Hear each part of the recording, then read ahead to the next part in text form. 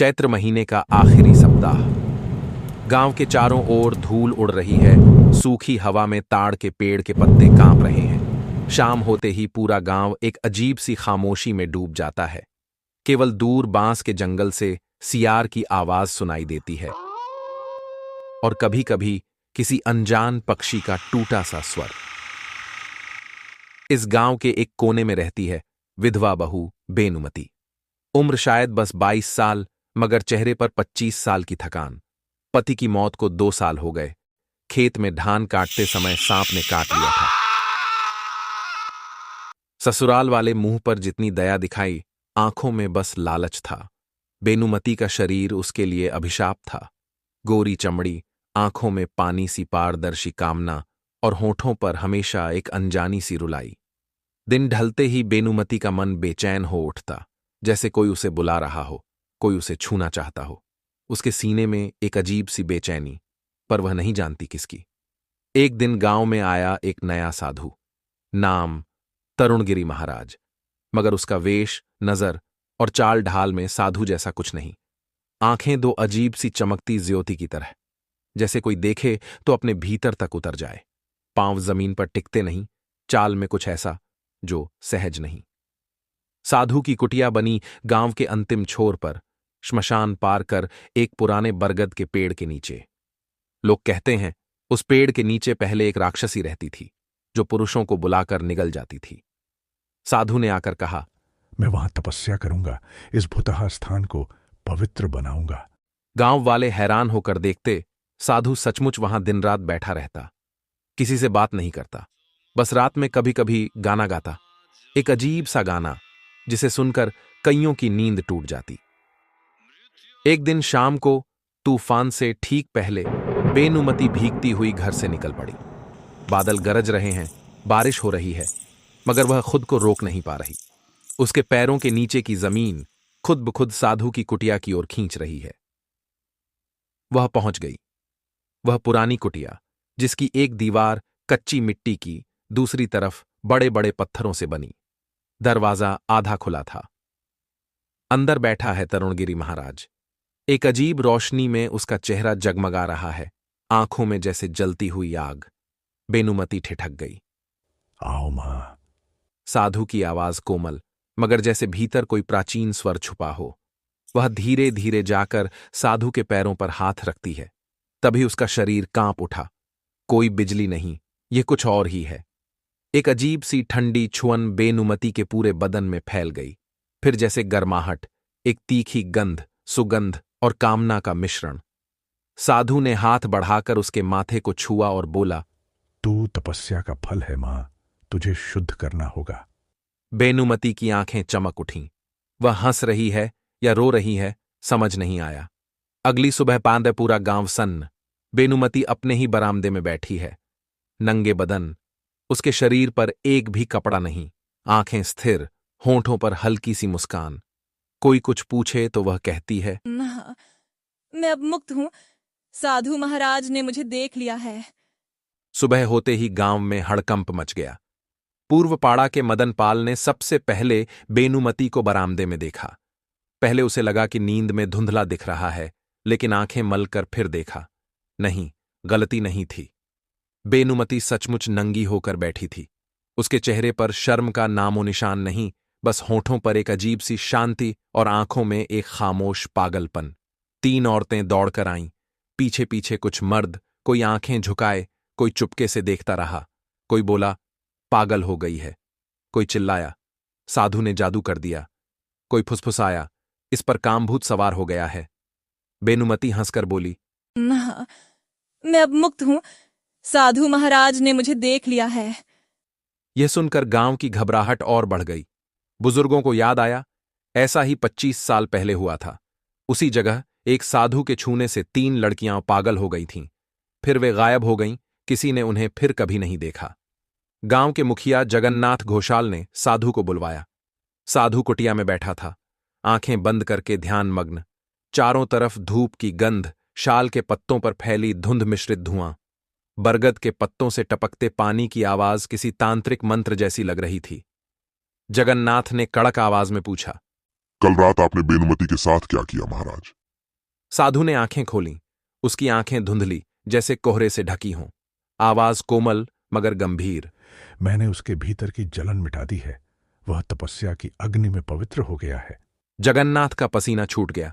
उसे लगा जैसे यह साधु उसके मन के छिपे विचार भी पढ़ रहा है। रात दर रात बेनुमति घर का दरवाजा खुला रखती। अब वह बिस्तर पर नहीं सोती, जमीन पर बैठती, एक हाथ से मिट्टी छूती, दूसरे से अपना सीना। हर दिन उसके मुंह से एक ही बात, मेरा शरीर नहीं, आत्मा खुल गई है। अब मैं देवी हूं। वह अब खाना नहीं बनाती, किसी की बात का जवाब नहीं देती। बस शाम को बरामदे में खड़ी होकर बरगद के पेड़ की तरफ देखती रहती।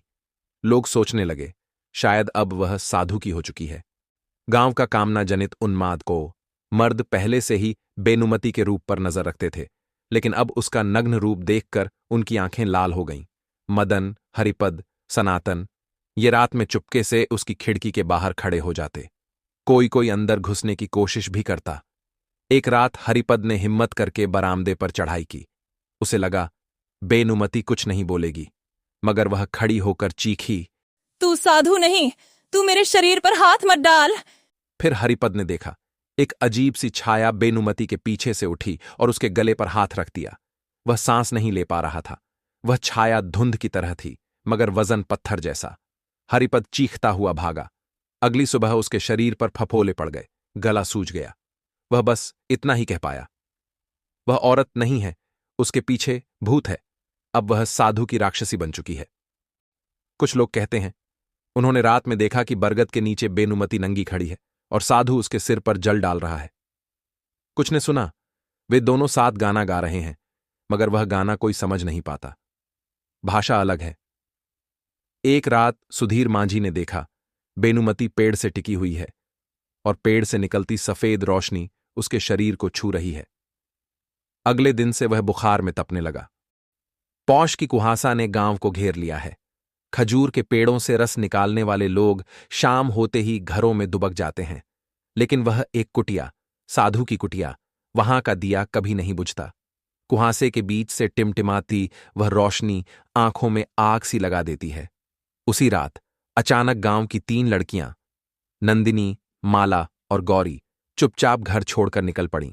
वे चलीं, पर उनके पैर जमीन पर नहीं पड़ रहे थे, मानो धरती खुद उन्हें खींचकर ले जा रही हो। उनका लक्ष्य वही कुटिया। लड़कियां कुटिया के अंदर घुसीं, दरवाजा अपने आप बंद हो गया।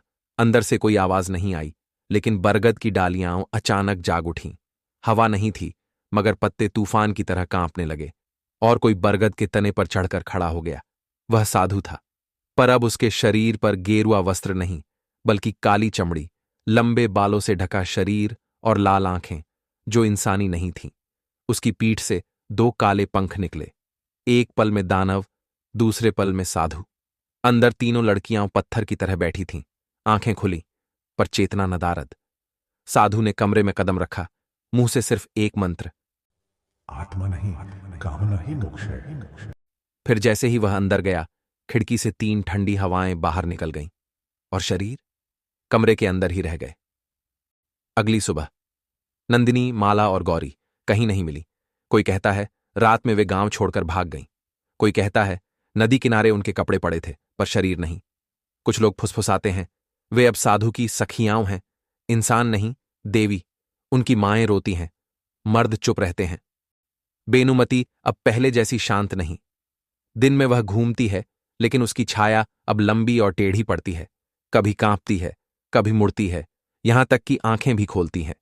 एक दिन गांव का छोटा लड़का भोलानाथ नहाकर आया और चिल्लाया, माँ, बेनू काकी के पीछे एक काली छाया है। उसकी आंखें खून की तरह लाल है।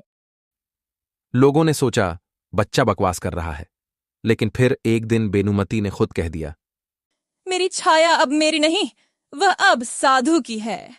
साधु की शक्ति बढ़ती है। जितने लोग रात में कुटिया की तरफ देखते, साधु के शरीर की चमक उतनी ही बढ़ती। उसके आसपास धूप की गंध इतनी गाढ़ी हो जाती कि सांस लेना मुश्किल हो जाता। एक दिन मोहन चटर्जी ने हिम्मत करके कहा, यह साधु नकली है, यह तांत्रिक है, औरतों को कामना के जाल में फंसाता है। उसी रात मोहन के घर में एक चींटियों से भरा शाल पत्र मिला। जिस पर लिखा था, शब्दों से पाप किया है, अब शरीर का त्याग करोगी? सुबह मोहन को गौशाला के पास मिला, गला मुड़ा हुआ, आंखों में कीड़े। गांव की खामोशी और गुप्त समझौता। अब कोई विरोध नहीं करता। वे बस इतना जानते हैं, जिन घरों की औरतें सपनों में रोती हैं, वे धीरे धीरे कुटिया की तरफ चल पड़ती हैं। कुछ लोग खुद ही अपनी बेटियों को साधु के पास ले जाते हैं, पूजा, स्वास्थ्य और कामना के मोक्ष की आशा में। और बेनुमती, वह अब गांव की नारीत्व की रक्षक है। वह कहती है, साधु जानता है किसने कितना पाप किया है, उसी के अनुसार उनका शरीर पवित्र होगा। साधु ने घोषणा की, पूर्णिमा की रात बरगद के नीचे महायज्ञ होगा। यह यज्ञ गांव को शुद्ध करेगा, पाप धो देगा, पर शरीर का बलिदान देना होगा। गांव वाले पहले तो डरे, फिर धीरे धीरे लालच जागा। जो निसंतान थे वे चाहते थे आशीर्वाद, जो कामना में जलते थे वे चाहते थे शरीर से मुक्ति, और जिन्होंने पाप किया था वे चाहते थे साधु की माफी। बेनुमती, माला, गौरी अब सभी साधु की पवित्र सहचर्याओं बन चुकी थीं। वे गांव की औरतों से कानाफूसी करतीं।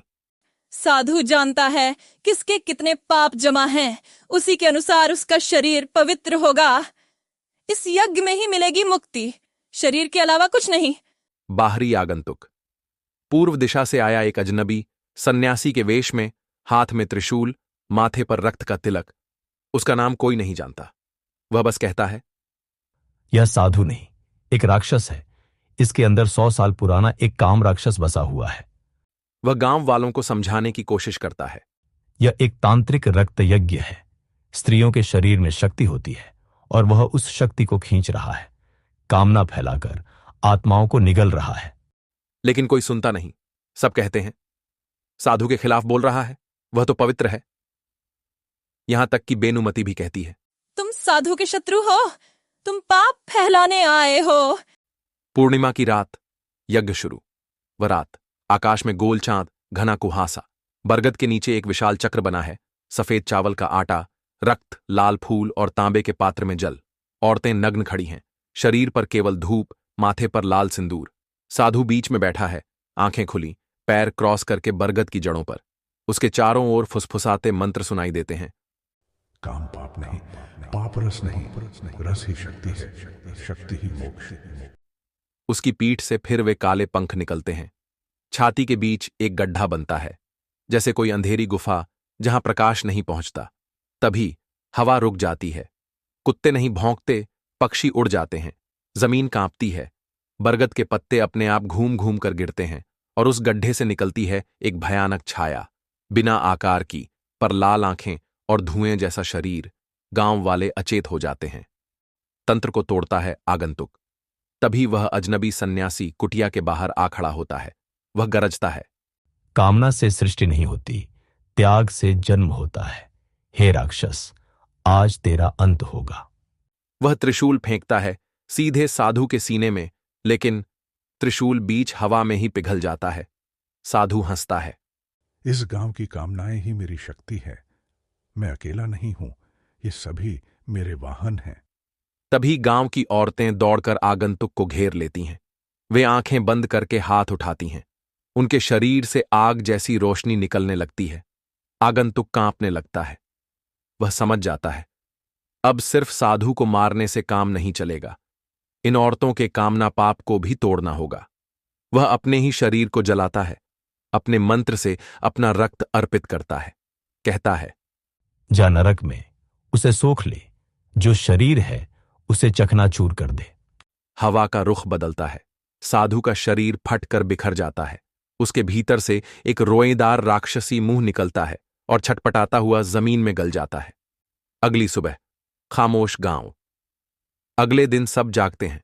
साधु की कुटिया गायब है। बरगद का पेड़ आधा टूटा पड़ा है। बेनुमती फिर से शांत है। वह खिड़की के पास बैठी है, बस टकटकी लगाए देखती रहती है। कोई कहता है, वह अजनबी गांव छोड़कर चला गया, कभी लौटेगा नहीं। कोई कहता है, उस यज्ञ में उनकी आत्माएं अब भी भटक रही हैं। लेकिन अब गांव की औरतें साधु का नाम नहीं लेती। कोई कामना की बात नहीं करता।